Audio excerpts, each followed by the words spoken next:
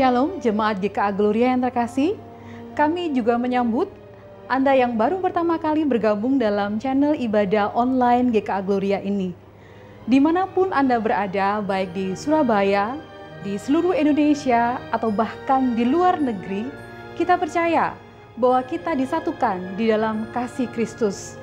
Kristus yang sudah menebus kita, mengundang kita untuk beribadah bersama pada hari ini. Karena itu mari kita mempersiapkan hati kita untuk menikmati kehadiran Tuhan di tengah-tengah ibadah kita.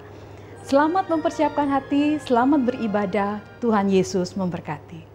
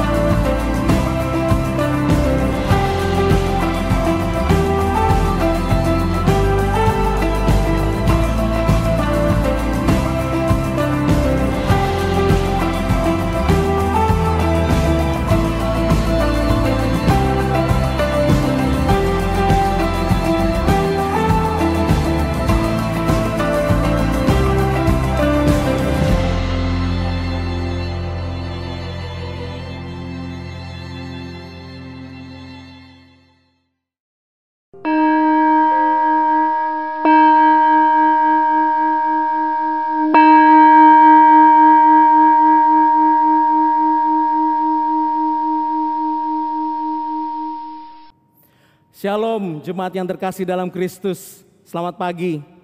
Kita sama-sama bersyukur pada pagi hari ini Tuhan sudah memanggil kita untuk datang kepadanya, beribadah dan menyembahnya. Mari kita bersama-sama berdiri, kita berdiam diri di hadapannya yang Maha Kudus.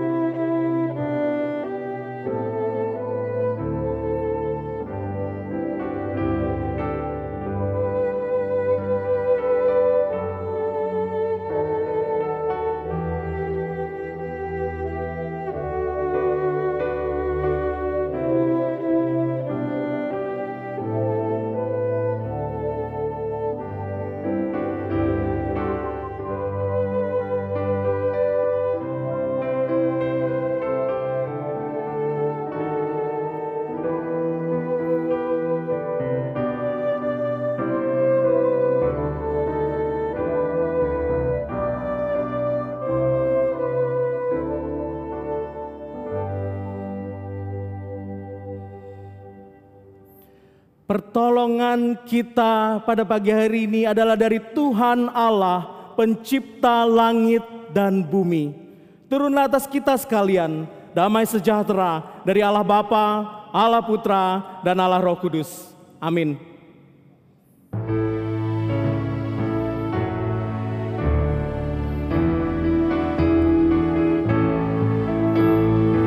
Hormat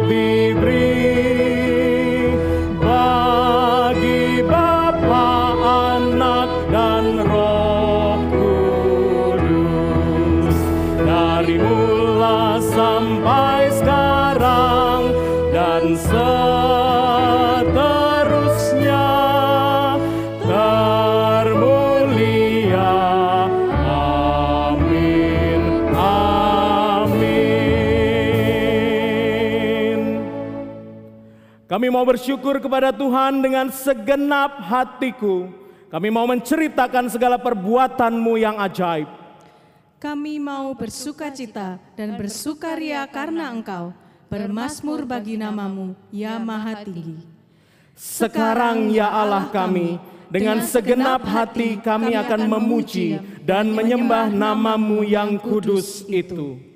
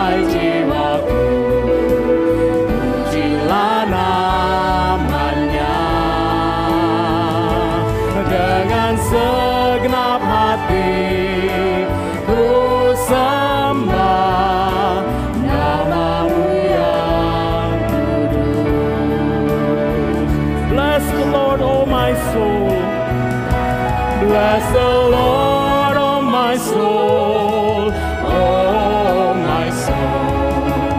Worship His holy name. Sing like never before, oh my soul. I'll worship Your holy name. Lord, I worship Your holy name. Lord, I worship Your holy name. Mari kita bersatu dalam doa. Allah Bapa kami di dalam sorga, Engkaulah pencipta langit dan bumi dan segala isinya.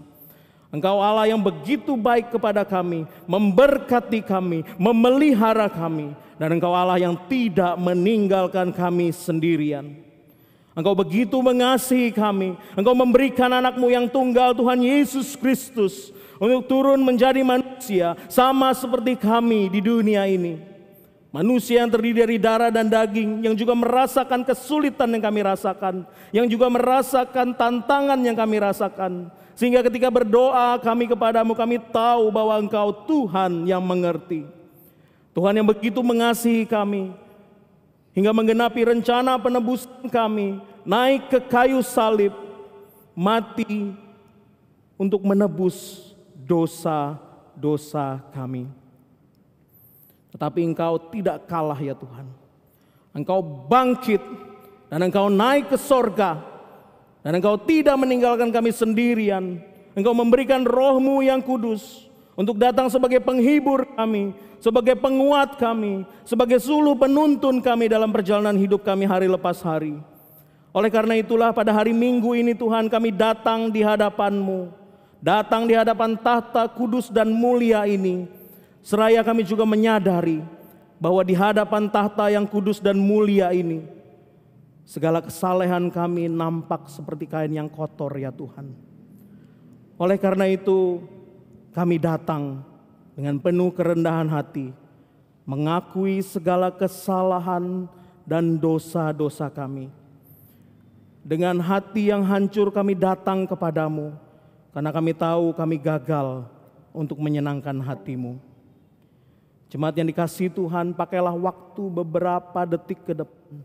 Akuilah kesalahan dan dosa-Mu di hadapan-Nya.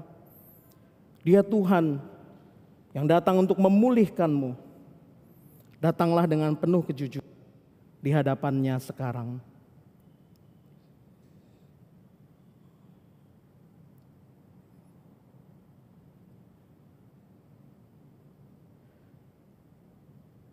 Tuhan, terima kasih karena Engkau sudah mengampuni kami. Sekarang kami datang ingin memuji-Mu, ingin menyembah-Mu, dan kami juga rindu untuk diubahkan oleh kebenaran firman-Mu. Terima kasih untuk anugerah-Mu, dan kami naikkan seru doa ini di dalam nama Tuhan Yesus Kristus. Amin. Jemaat yang dikasihi Tuhan, dengarkanlah dari Mazmur 103 ayat yang ke-11 sampai 12. Setinggi langit di atas bumi, demikian besarnya kasih setianya atas orang-orang yang takut akan Dia. Sejauh timur dari barat, demikian dijauhkannya daripada kita pelanggaran kita. Jemaat yang dikasihi Tuhan Yesus, kita semua sudah diampuni oleh-Nya. Silahkan duduk.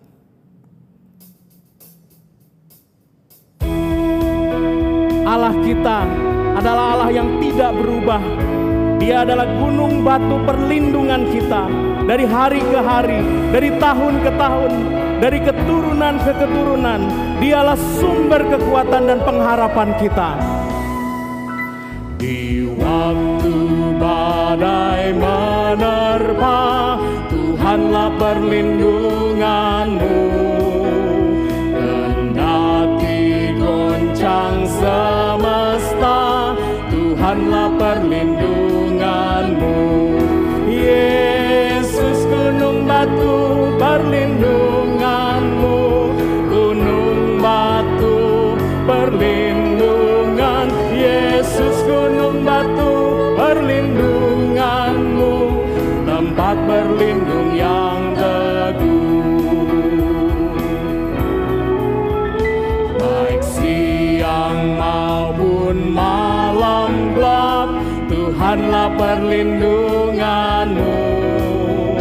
Niscaya takutmu lenyap, Tuhanlah perlindunganmu. Yesus gunung batu perlindunganmu, gunung batu perlindungan. Yesus gunung batu perlindunganmu, tempat berlindung yang teguh. Engkau Engkaulah gunung batu yang tetap. Ya gunung batu yang tetap, Engkaulah perlindunganku.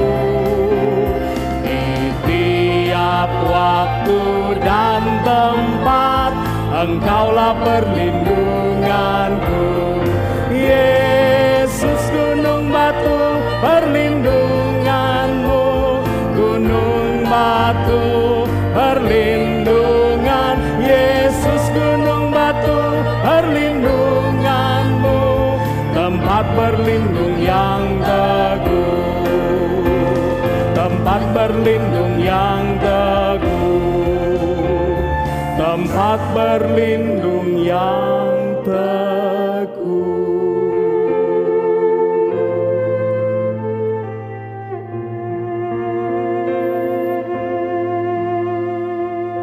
Mari kita memandang kepadanya, Yesus sumber pengharapan kita.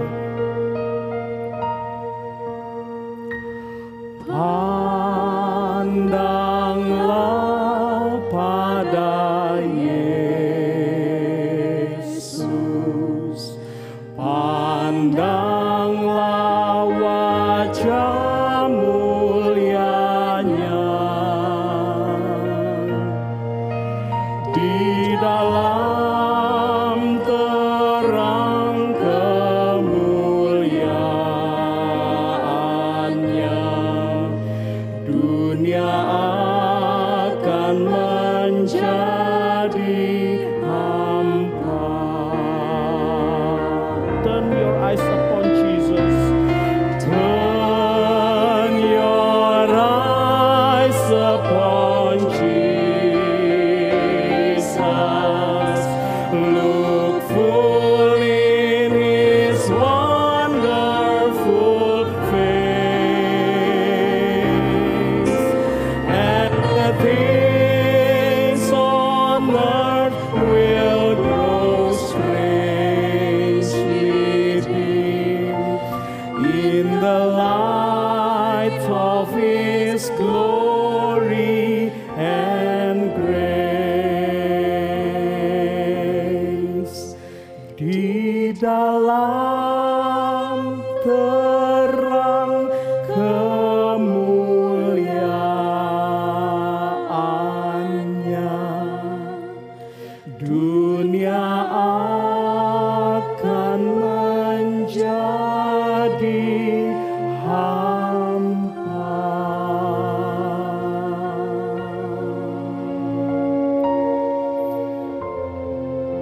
Jemaat yang dikasihi Tuhan, mari kita datang pada Tuhan dalam doa. Saudara yang dikasihi Tuhan, pakailah kesempatan ke depan ini untuk berdoa secara pribadi, untuk segala seru doa, permohonan, kerinduanmu. Datanglah kepadanya, karena Dia Tuhan yang mendengar, karena Dia Tuhan yang menjawab sesuai dengan waktu dan kemurahannya. Datanglah berdoa secara pribadi sekarang di hadapannya.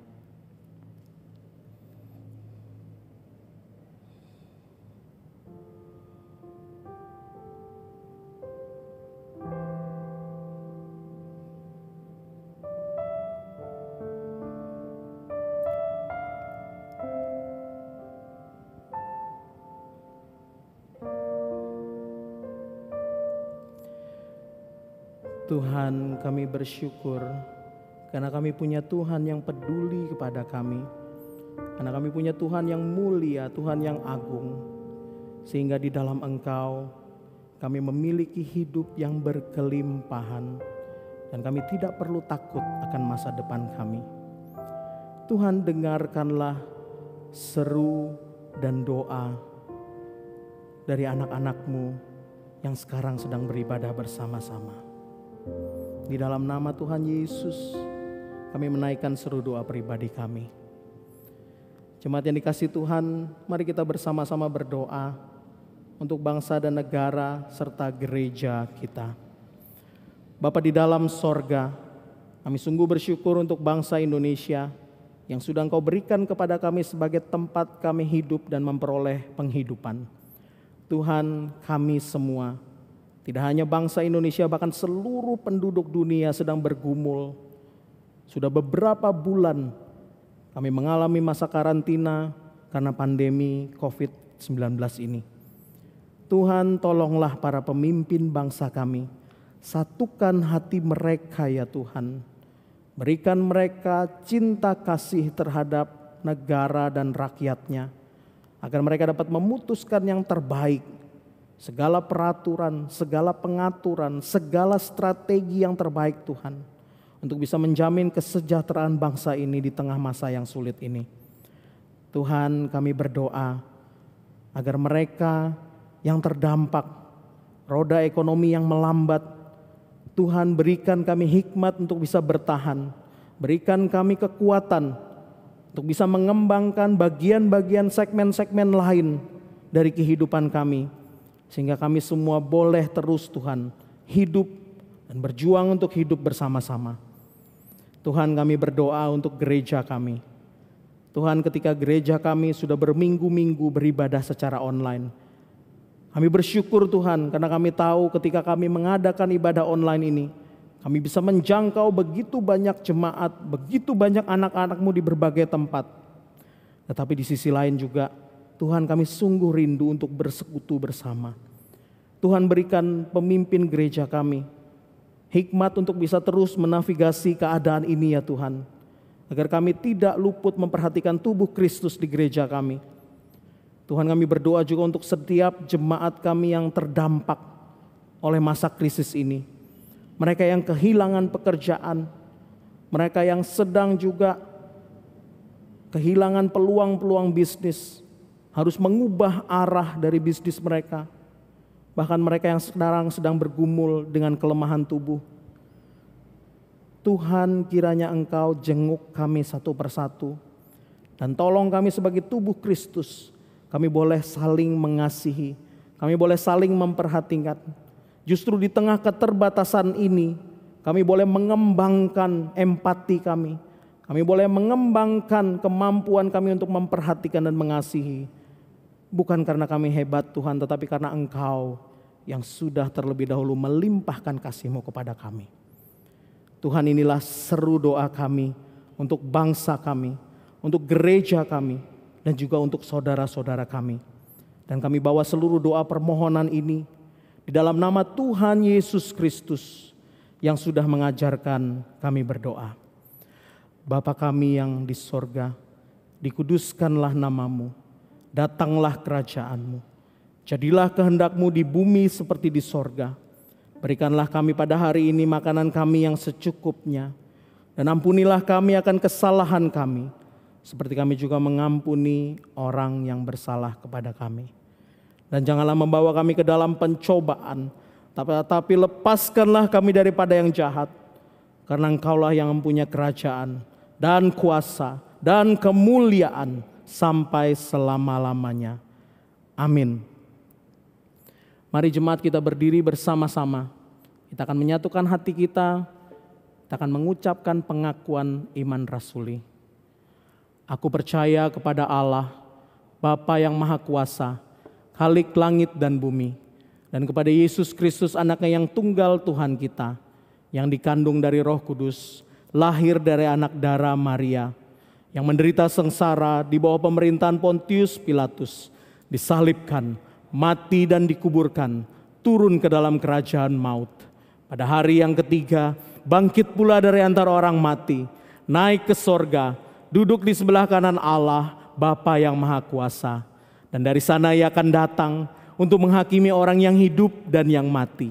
Aku percaya kepada Roh Kudus, gereja yang kudus dan am, persekutuan orang kudus, pengampunan dosa, kebangkitan tubuh, dan hidup yang kekal. Amin. Silahkan duduk. Mari kita bersama-sama mempersiapkan hati kita untuk mendengarkan firman-Nya. Kita meminta kepada Tuhan sumber kekuatan kita, agar hati kita tenang menghadapi badai kehidupan kita.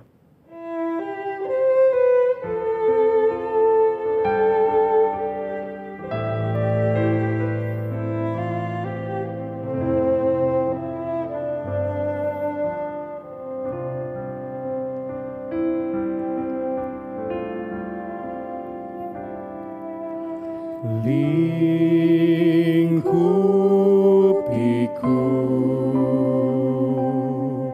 dengan sayap-Mu,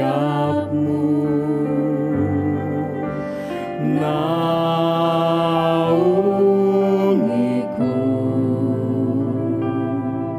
dengan kuasa-Mu. Di saat badai bergelora, ku akan terbang bersama-Mu.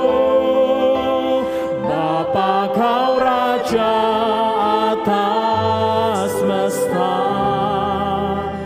ku tenang sebab Kau Allahku.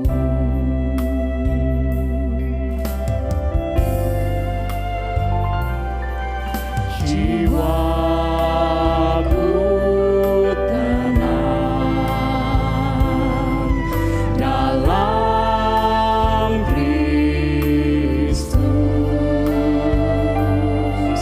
Lihat kuasa-Nya dalam keheningan. Di saat badai bergelora, ku akan terbang bersama-Mu. Bapa, Kau Raja atas semesta, ku tenang sebab Kau Allahku. Di saat badai bergelora, ku akan terbang bersama-Mu. Bapa, Kau Raja atas semesta, ku tenang sebab Kau Allahku. Ku tenang sebab Kau Allahku. Ku tenang sebab Kau Allahku.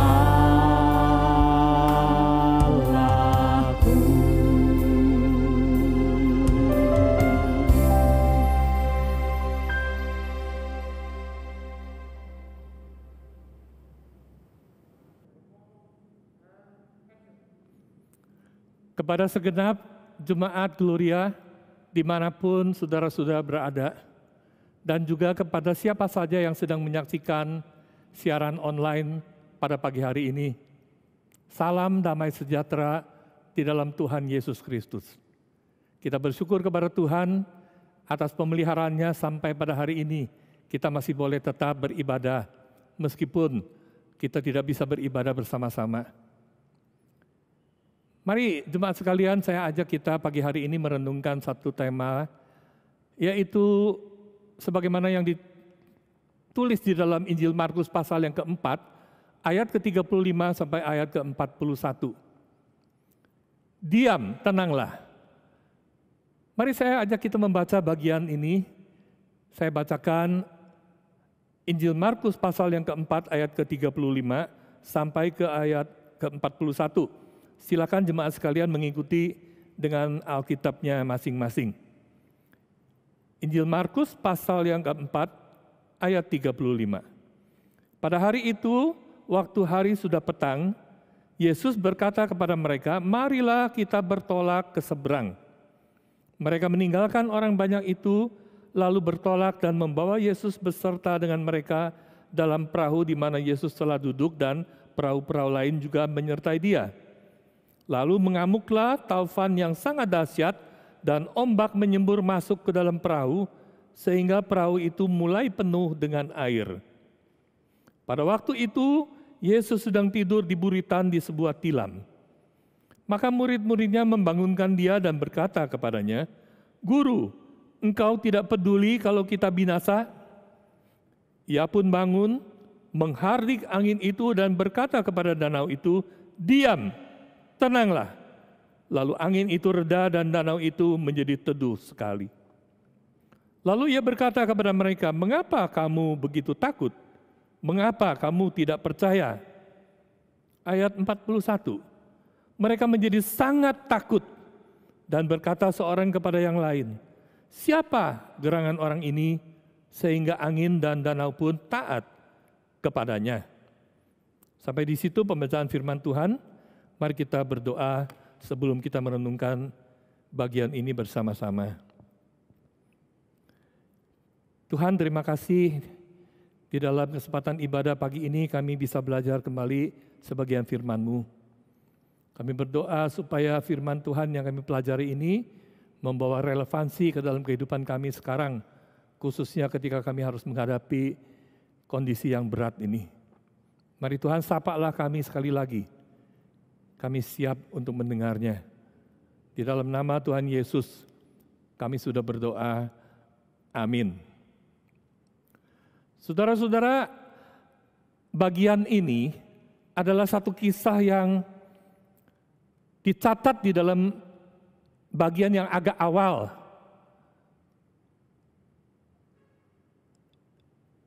Saya tidak tahu kenapa bagian ini seolah-olah hanya dikonsumsikan kepada anak-anak murid-murid sekolah minggu.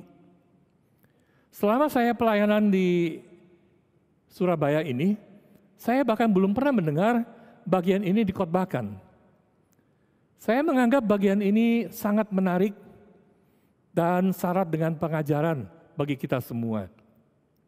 Mari saya ajak kita menelusuri cerita ini, saudara-saudara, sejak awalnya. Kalau kita melihat bagian ini dimulai dengan rencana Tuhan. Tuhanlah yang punya rencana. Tuhanlah yang mengajak murid-murid untuk menyeberang ke seberang danau dengan perahu. Ini adalah satu perjalanan yang diprakasai oleh Tuhan sendiri. Tuhan mengajak murid-murid ke seberang, bukan murid-murid yang mengajak Tuhan ke seberang. Rencana ke seberang itu berkaitan dengan seorang di Gerasa yang nanti akan disembuhkan sakit penyakitnya, dibebaskan dari ikatan kuasa kegelapan dan menjadi saksi bagi kemuliaan Tuhan, bagi karya Tuhan di tengah-tengah sukunya, di kampungnya. Itu satu kisah yang lain, saudara-saudara. Tetapi yang pasti adalah bahwa perjalanan ini dimulai dari inisiatif Tuhan sendiri. Tapi kemudian kita membaca di perjalanan, saudara-saudara, Tuhan tertidur. Kalau menurut Injil Lukas, Tuhan tertidur sebelum angin topan itu bertiup. Nah, saudara-saudara, orang tidur itu saya kira setiap hari kita tidur. Saya juga yakin Tuhan pun tidur setiap hari. Tetapi hanya pada peristiwa inilah disebutkan secara khusus Tuhan tertidur. Ini menarik, saudara-saudara, bagi saya untuk dipikirkan mengapa Tuhan tertidur harus dicatat. Ada apa yang ingin kita pelajari dari bagian ini? Kenapa Tuhan sampai tertidur, saudara-saudara? Apakah karena Tuhan kelelahan secara fisik? Atau karena alasan lain? Misalnya, dia tidur karena dia tidak dibutuhkan, diabaikan. Saudara, saya membayangkan ketika Tuhan mengajak murid-murid, ayo mari kita ke seberang dengan perahu. Maka paling sedikit ada 4 muridnya akan sangat antusias sekali. Yaitu mereka yang memang profesinya adalah nelayan.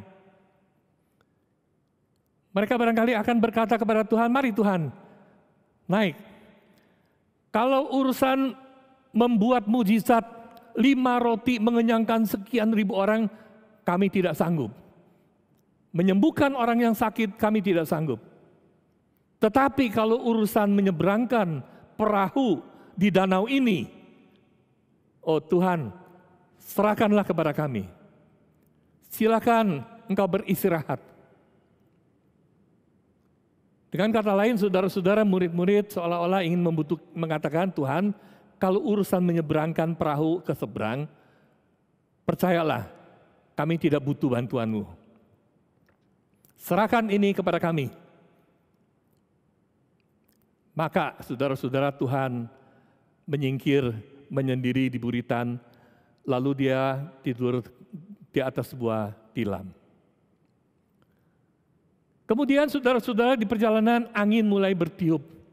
Waktu angin mulai bertiup, saya yakin mereka yang biasa menyeberangkan perahu di Danau Galilea itu, mereka pun tidak akan terkejut, mereka akan mengatakan, biasa, kalau angin bertiup di sini biasa, yang lebih besar pun kami sudah menghadapinya. Dan benar saja saudara-saudara, angin itu bertiup semakin kencang. Dan mereka biasa, mereka tenang, mereka berusaha mengendalikan kapal di tengah-tengah angin dan gelombang yang mulai membesar ini. Lalu tiba satu saat, tiba sampai satu titik, di mana angin, ombak, gelombang ini sudah sedemikian besarnya, dan ini sudah di luar kendali mereka. Sampai pada saat itulah saudara-saudara, Alkitab mencatat, lalu mereka teringat dengan Yesus yang tidur di buritan itu. Dan mereka serta-merta membangunkan Tuhan Yesus dan berkata kepadanya, Guru, engkau tidak peduli kalau kita binasa. Saudara, ketika situasi menjadi buruk, ketika sudah mulai di luar kendali, kita lihat murid-murid itu mulai panik. Mereka mulai bereaksi secara panik. Mereka membangunkan Tuhan.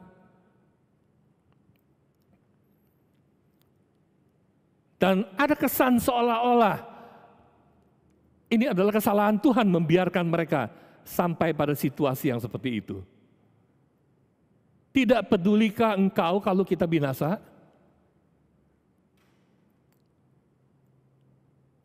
Lalu Tuhan melakukan sesuatu, saudara-saudara, untuk mengatasi gelombang ini. Angin, gelombang diredakan oleh Tuhan dengan cara menghardik.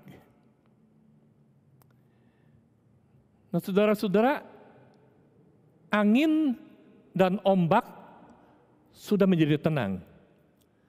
Tapi lalu dikatakan di dalam ayat ke-41, murid-murid menjadi sangat takut. Kenapa seperti itu? Saudara, andaikan kita satu kali sedang berjalan sendirian di suatu tempat, lalu tiba-tiba dari tempat yang tersembunyi itu muncul 3 orang, dan mereka mengeluarkan senjata tajam, menodongkan itu kepada kita sambil mendekat. Kira-kira saudara takut enggak? Kalau saya pasti akan takut. Ini adalah satu situasi di mana kita cuma punya sepersekian detik, beberapa detik saja untuk berpikir apa yang harus kita lakukan, saudara. Barangkali pada saat itu tiba-tiba muncul semua berita-berita di WhatsApp tentang bagaimana kejahatan sekarang dilakukan. Ketika orang menodong, orang tidak baik-baik tanya, minta uang, tapi dia akan melukai dulu korbannya, melumpuhkan dulu korbannya, baru kemudian diambil hartanya. Saudara, kita punya beberapa detik untuk berpikir dalam situasi yang begitu mengancam kita. Salah-salah kita akan ditusuk, salah-salah bahkan kita akan kehilangan nyawa. Ini adalah satu situasi yang pasti membuat setiap orang yang menghadapinya merasa takut. Tapi tiba-tiba saudara-saudara, di belakang kita itu bunyi, ada suara sirine dari mobil, tuing. Ada mobil polisi di belakang datang. Dan begitu bunyi suara sirine mobil polisi itu, ketika penjahat yang tadinya mau melakukan kejahatan kepada kita, tiba-tiba berbalik arah dan mereka melarikan diri. Nah, sekarang saudara-saudara, ancaman itu sudah hilang, bukan? Kalau menurut saudara, setelah orang itu lari, kita masih takut enggak? Normalnya, kita akan merasa lega. Kita merasa lega karena orang jahat yang mengancam ini sekarang sudah lari, sudah tidak ada lagi. Apalagi yang harus kita takuti? Bukankah begitu, saudara-saudara? Hari itu murid-murid ketika badai bertiup sedemikian kerasnya, ketika ombak itu menggulung sedemikian besarnya, mereka merasa ketakutan, mereka panik, mereka membangunkan Tuhan. Tapi lalu Tuhan redakan semua itu, tetapi Alkitab mencatat setelah badai gelombang itu reda, murid-murid justru menjadi sangat takut. Ini menarik saudara-saudara, kenapa menjadi seperti itu? Dan ini berurusan dengan satu istilah saudara-saudara, hardik. Kalau saudara rajin, saudara nanti bisa coba cek dengan konkordasi atau saudara ketik saja di dalam Alkitab elektronik, hardik, nanti kalau saudara akan menemukan, saudara kira-kira di dalam perjanjian lama, kata hardik dipakai kurang lebih 22 kali. Setiap kali kata hardik ini dipakai berkenaan dengan alam ataupun dengan bangsa-bangsa, bahkan ada satu kali berkaitan dengan iblis. Saudara perhatikan, ada yang khusus dengan pemakaian istilah ini. Di dalam surat 2 Samuel, pasal yang ke-22. Lalu kelihatanlah dasar-dasar laut, alas-alas dunia tersingkap karena hardikan Tuhan, karena hembusan nafas dan dari hidungnya. Ayub pasal yang ke-26, tiang-tiang langit bergoyang-goyang, tercengang-cengang oleh hardiknya. Oleh hardiknya. Mazmur 9, Engkau telah menghardik bangsa-bangsa, telah membinasakan orang-orang fasik. Nama mereka telah Kau hapuskan untuk seterusnya. Mazmur 18 adalah kutipan persis dari kitab 2 Samuel tadi. Dan Mazmur 104 dicatat di sana, terhadap hardikmu air itu melarikan diri, lari kebingungan terhadap suara gunturmu.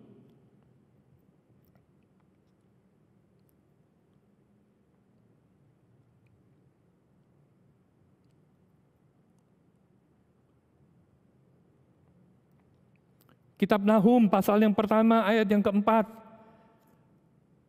Di sana dikatakan ia menghardik laut dan mengeringkannya dan segala sungai dijadikannya kering. Zakaria pasal 3. Lalu berkatalah malaikat Tuhan kepada iblis itu, Tuhan kiranya menghardik engkau, hai iblis.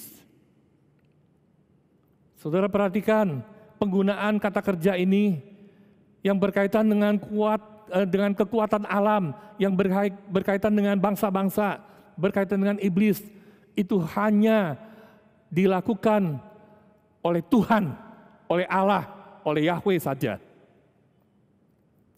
Saudara, di dalam Alkitab Perjanjian Lama, kita membaca Musa pernah membelah Laut Merah. Yosua pernah melakukan sesuatu, dia minta kepada Tuhan supaya matahari diberhentikan 1 hari penuh. Dan itu terjadi, saudara-saudara. Sampai dicatat di dalam kitab Yosua, belum pernah ada seorang manusia mengajukan permintaan seperti itu dan dikabulkan oleh Tuhan. Musa membelah Laut Merah, Yosua menghentikan matahari. Lalu Elia juga dia punya kuasa untuk mengatur hujan. Dia bilang tidak akan turun air sebelum aku mengatakannya. Elia juga pernah menggandakan roti dan minyak pada janda Sarfat itu, sehingga barang yang sedikit itu digandakan, bisa mencukupi dia makan seterusnya. Dan Elia, saudara-saudara, pernah menghidupkan kembali anak janda yang mati itu. Anaknya mati dan Elia menghidupkannya kembali. Begitu juga Elisa. Elisa juga pernah menggandakan minyak seorang janda Istri seorang nabi yang nggak punya apa-apa, tinggal satu botol kecil minyak. Elisa suruh dia tuangkan itu ke buli-buli dan jual untuk kamu memelihara hidupmu. Dan Elisa sendiri, saudara-saudara, pernah membangunkan, menghidupkan kembali anak dari perempuan Sunem yang meninggal, yang mati. Dan satu kali katanya ada sebuah kapak yang terlepas jatuh ke dalam sungai. Elisa bisa perintahkan kapak itu untuk mengapung, melawan gravitasi. Kepala mata kapak itu mengapung dan diambil begitu saja. Nah, saudara-saudara, itu yang dicatat di dalam catatan Alkitab Perjanjian Lama. Orang-orang ini pernah melakukan hal-hal yang luar biasa, tetapi mereka tidak pernah menghardik. Hanya Tuhan yang berkuasa, hanya Tuhan yang berhak, hanya Tuhan yang berotoritas untuk menghardik alam. Dan alam taat, patuh kepadanya. Itu sebabnya saudara-saudara kita membaca, ketika Tuhan sudah meredakan badai, ombak, murid-murid menjadi semakin takut. Dan takut itu dilontarkan, diungkapkan lewat satu pertanyaan. Siapakah gerangan orang ini? Sehingga angin dan danau pun takut taat kepadanya. Sebab mereka tahu hanya Allah yang menghardik alam. Sekarang orang ini dia menghardik gelombang. Dan gelombang itu taat kepada dia. Lalu siapakah orang ini? Apakah dia Allah? Itu yang membuat mereka ketakutan, saudara-saudara. Tadi saya katakan bahwa ini kejadian dicatat terjadi pada masa awal pelayanan Tuhan Yesus. Injil Matius juga mencatat ini di pasal yang ke-8. Segera setelah selesai khotbah di bukit, lalu dicatatlah peristiwa ini. Ini peristiwa terjadi pada masa awal pelayanan Tuhan Yesus.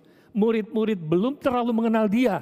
Sehingga pada waktu mereka melihat Tuhan melakukan hal itu, mereka terperanjat, mereka kaget, mereka takut. Siapa dia ini? Apakah dia Allah? Dia berani lakukan ini? Dan jawabannya adalah, memang benar, dia adalah Allah. Itu sebabnya Tuhan sanggup melakukan itu.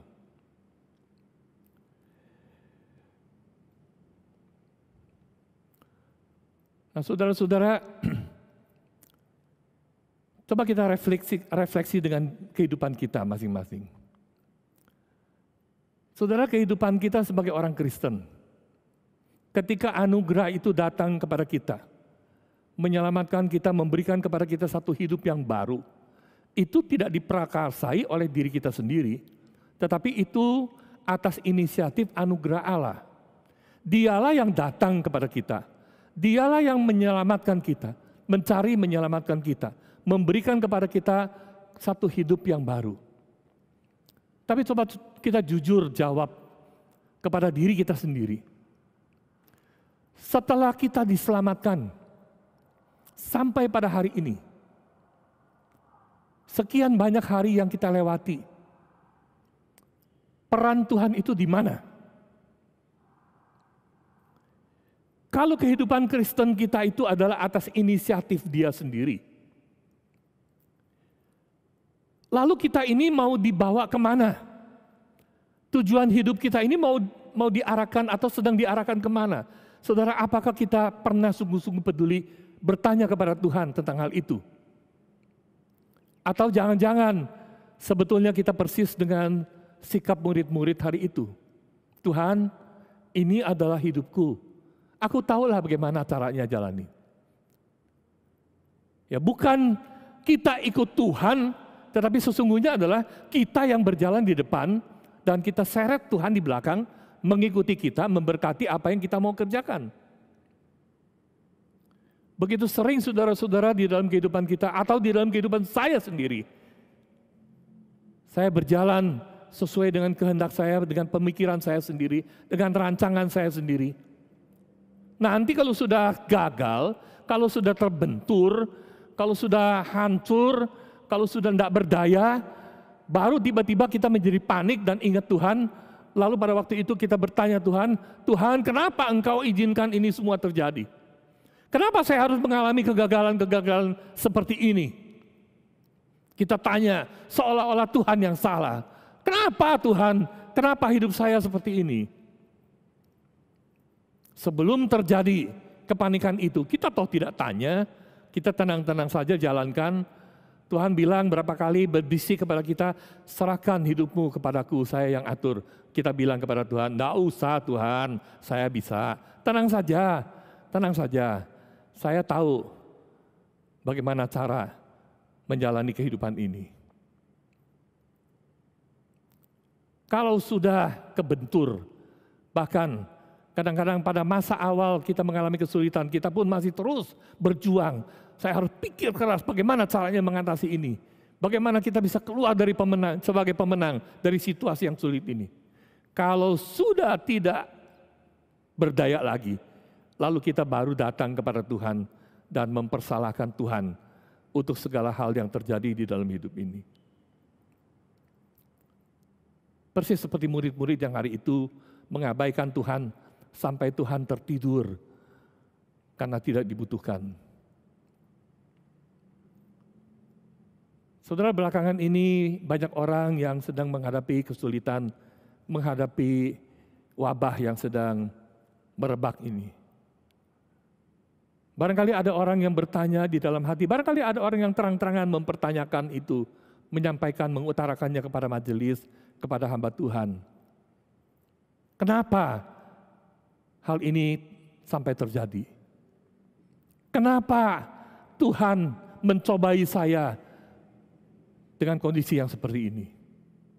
Seolah-olah saudara-saudara wabah ini terjadi adalah atas kesalahan Tuhan. Bahkan belum lama ini ada orang yang membuat buku mengkaitkan wabah coronavirus ini dengan eksistensi Tuhan, dengan keberadaan Tuhan. Seolah-olah mau mempertanyakan, kalau Tuhan ada, kenapa ini keadaan bisa terjadi? Saudara, kita kalau sudah panik, kalau sudah tidak berdaya, kita langsung tuduh, cari kambing hitamnya. Kambing hitam yang terakhir itu Tuhan, saudara-saudara. Kita lemparkan ke Tuhan. Tuhan, kenapa Engkau izinkan ini terjadi? Saudara-saudara, Alkitab ini sudah bilang sejak awal, bumi ini sudah dikutuk karena pencemaran dosa. Segala hal mungkin terjadi di dalam dunia yang sudah cacat ini. Segala macam penyakit mungkin saja muncul. Tidak ada kaitannya dengan Tuhan, tapi kita mau mengkait-kaitkannya dengan Dia untuk mempersalahkan Dia. Sebelum COVID ini terjadi, semua orang tenang-tenang. Seolah-olah kematian itu adalah hal yang enteng. Tidak ada orang yang menakuti, yang takut kepada kematian. Tapi tiba-tiba saudara-saudara, Tuhan menghentakkan kita dengan kejadian ini. Tuhan membangunkan orang-orang dari hidup yang santai, hidup yang sembarangan. Sekarang manusia diperhadapkan dengan satu realita. Engkau ada di dalam ancaman, di bawah ancaman. Penyakit ini mungkin juga terjangkit atas diri kita. Ini bukan pekerjaan Tuhan. Ini adalah satu hal yang secara natural sedang terjadi saat ini.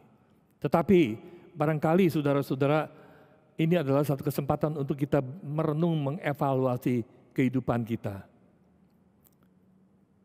Tidakkah selama ini kita hidup seperti dengan murid-murid hari itu?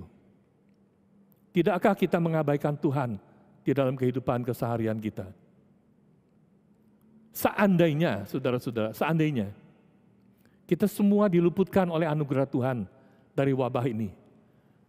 Wabah ini lewat dan kita semua bisa memulai satu kehidupan yang baru lagi.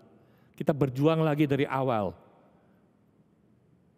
Saudara, pertanyaannya adalah, pada waktu itu nanti, akankah kita masih ingat Tuhan? Atau kita dengan secepat itu segera melupakannya lagi? Pada waktu kita terancam, kita ingat Dia. Tetapi nanti setelah ancaman lewat, kita pun sibuk dengan diri kita sendiri, mengandalkan diri kita sendiri, kekuatan, kepandaian, tenaga, pengalaman kita.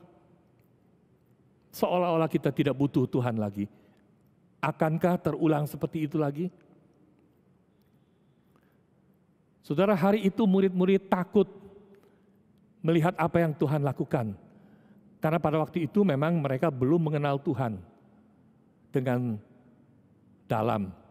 Mereka baru saja mengikuti Tuhan di masa awal pelayanannya. Tapi sekarang saudara-saudara, engkau dan saya hidup di zaman setelah kita tahu tentang Dia.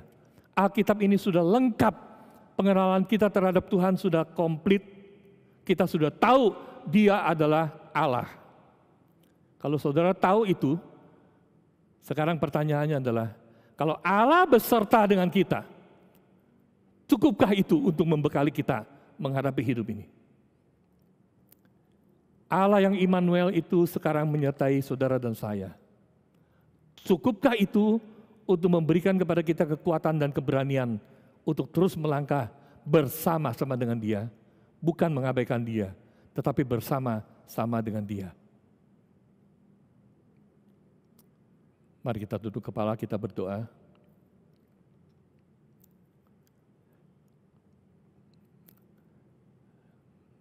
Hari itu murid-murid membiarkan engkau tertidur sampai ketika angin, topan, ombak menggelora di luar kendali mereka, maka mereka panik dan membangunkan Tuhan. Padahal Tuhanlah yang mengajak mereka untuk menyeberang. Tuhan, ketika kami membaca, merenungkan kisah ini, hati kami terusik. Karena sejujurnya kami sering lakukan itu kepada Tuhan. Di dalam kehidupan kami sering mengabaikan penyertaan Tuhan. Kami merasa diri kami mampu. Kami merasa kami punya pengalaman. Kami rasa kami sanggup menghadapinya. Kami tidak membutuhkan Tuhan. Sampai pada saat ketika kami sudah terbentur dan tidak berdaya lagi, barulah kami mengingat Tuhan dan kami datang bukan dengan sikap yang rendah hati, tetapi seringkali kami datang dengan menuduh, seolah-olah karena kesalahan mula maka kami mengalami semua ini. Tuhan, ampuni kalau kami sudah melakukan yang seperti itu. Ampuni kami Tuhan.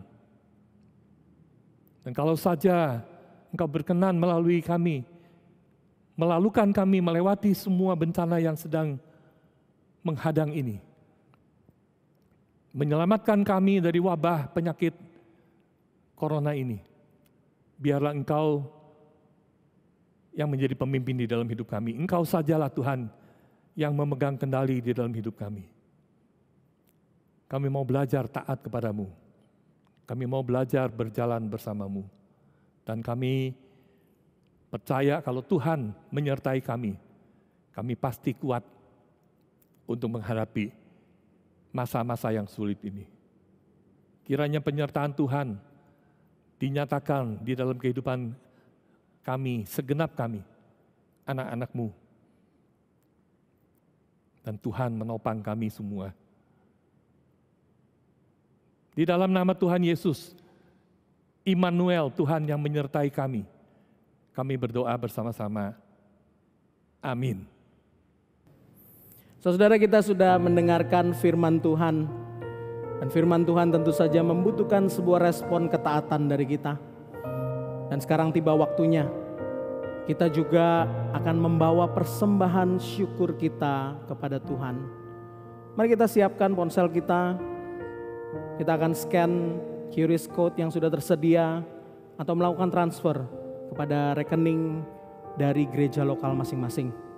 Dan setelah kita selesai memberikan persembahan, mari kita memuji Tuhan dari KPPK 229, pimpin aku.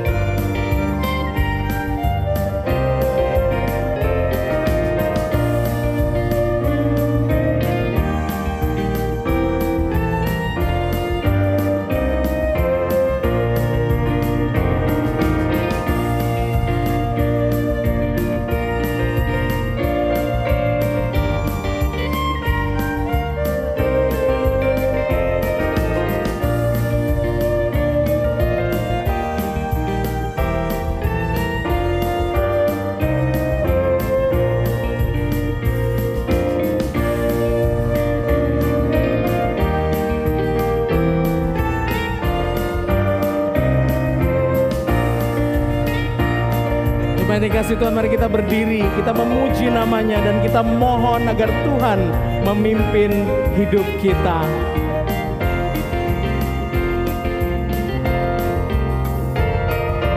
Tuhan pimpinlah aku agar ku tak tersesat. Kau beserta amanlah di dalam anugerah-Mu. Pimpin aku agar ku tak tersesat, melewati hidupku sampai tiba di sorga.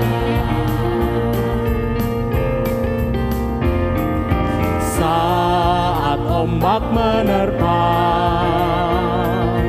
Kau yang melindungiku. Kau dekatku, tenanglah, itulah harapanku. Pimpin aku agar ku tak tersesat, melewati hidupku sampai tiba di sorga. Tuhan pimpinlah aku, Tuhan pimpinlah aku sampai badai berlalu. Saat tiba di sorga, air mataku terhapus.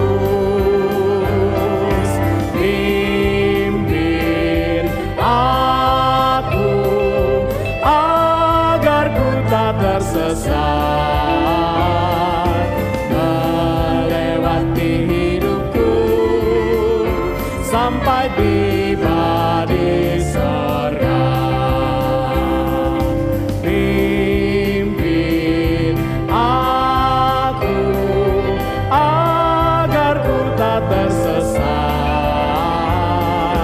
melewati hidupku sampai tiba di sorga. Mari kita membawa persembahan kita di dalam doa.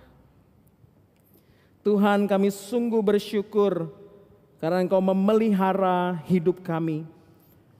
Walaupun kondisi kami sedang sulit, walaupun kondisi kami sedang tidak sebaik biasanya, kami tetap mau belajar bersyukur Tuhan untuk segala berkat yang sudah Kau berikan.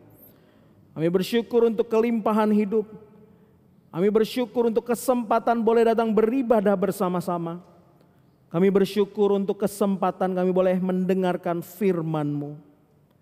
Dan kami berdoa Tuhan, agar firman itu di dalam hati kami menjadi sumber kekuatan dan pengharapan kami. Di dalam hati kami menjadi suluh yang akan menerangi jalan kehidupan kami. Tuhan, kami bawa persembahan kami ini dengan hati penuh syukur di dalam nama Tuhan Yesus Kristus yang sudah terlebih dahulu mengasihi kami. Amin. Saudara, mari kita sekarang mengembalikan segala puji, hormat, kemuliaan kepada Allah Tritunggal.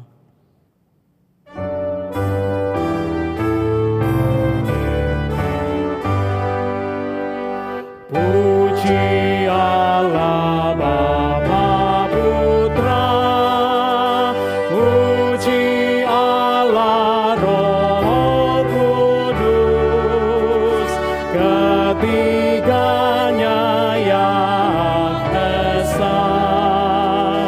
Mohon selamat sumber berkat.